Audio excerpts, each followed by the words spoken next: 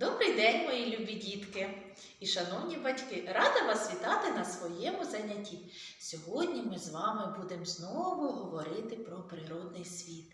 А тема нашого заняття зараз ви дізнаєтесь. Подивіться, будь ласка, хто до мене прийшов?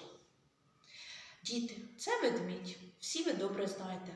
Але чомусь він засипає. Ой!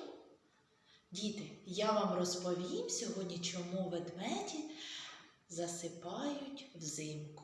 Тож слухайте уважно і вивчайте.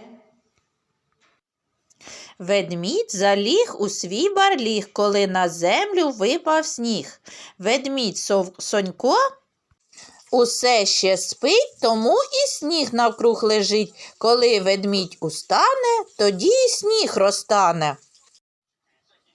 Ведмеді заздалегідь облаштовують свій дім. Вони шукають печери, яри, куди зносять листя, гілки, мох. Зверху собі роблять м'який матрас з ялинкових гілочок. Коли випадає сніг, він маскує ведмежу схованку і зберігає в ній тепло.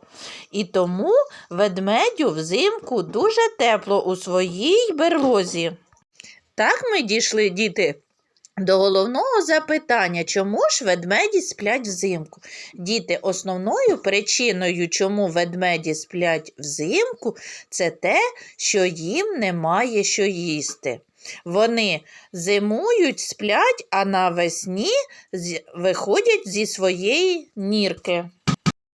Діти, я вам дякую за увагу, ви добре попрацювали сьогодні зі мною, тож чекаю нової зустрічі з вами. До побачення!